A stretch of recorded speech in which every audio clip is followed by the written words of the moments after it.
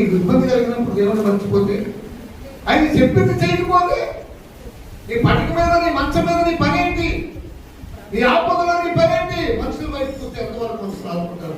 అసలు మనుషులు ఆదుకుంటారా? ఆస్తికర్తలు అంటే కూర్చోన్నారా? కూర్చోండి. వారు కొంతమంది ఉంటారు నాస్తికులు, ఆస్తికులు. నాస్తికులు అంటే ఏంటి తెలుసండి? నా తల్లి ఉంది, నా తండ్రి ఉంది, నా బంగారం ఉంది, నా భూములు ఉన్నాయి, నా భవంతులు ఉన్నాయి, కాబట్టి నాకేం పర్లేదు అనుకుంటాడు. వీడు ఎంతవరకు వీడు అంటే తండ్రి ఉన్నంత వరకు పోషిస్తాడు, తండ్రి ఉన్నంత వరకు పోషిస్తాడు, భూమి ఉన్నంత వరకు పోషించబడు. తర్వాత ఏం తింటాడు? గడ్డ. తర్వాత తింటాడు, ఈ గడ్డి తింటాడా? అదే దేవుడు నమ్ముకున్నవాడు, దేవుడే తన ఆస్తి, దేవుడే తన ఊపిరి, దేవుడే తన బలము, దేవుడే తన ఆశ్రయము, దేవుడే తన కోట, దేవుడే తన కోట. కష్టాలలోనైనా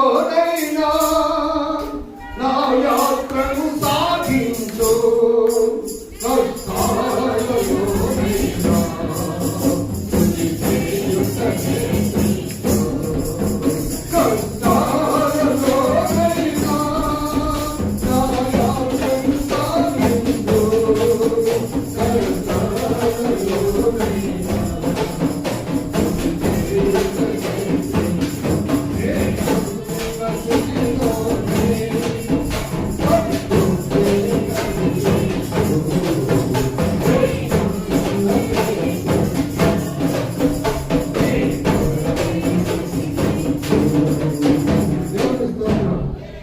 ఎప్పుడు కూడా ఆయన కొరకు బ్రతకాలి. నువ్వు ఎలా బ్రతుకుతావు? పిచ్చితనం, పిచ్చాలవసరం. ఈ ధనం నిన్ను బ్రతికిస్తుంది, నేను బ్రతికేస్తాను, నా బంధువులు బ్రతికించేస్తారు. నీ పిచ్చితనం తప్ప నువ్వు ఎలా బ్రతుకుతావు? అంత ఆయనదే. యోహాను సువార్తలో 2వ అధ్యాయము 3వ వచనం.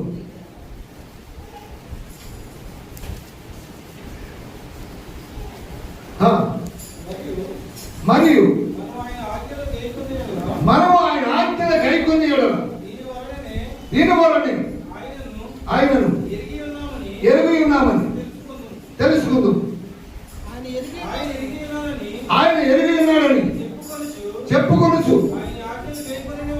ఆయన ఆజ్ఞల గైకొని వాడు ఎవడన్నాడు అంటే దేవుని మందిరానికి వస్తూ నిజమేనండి మేము క్రైస్తవం అని చెప్పుకొని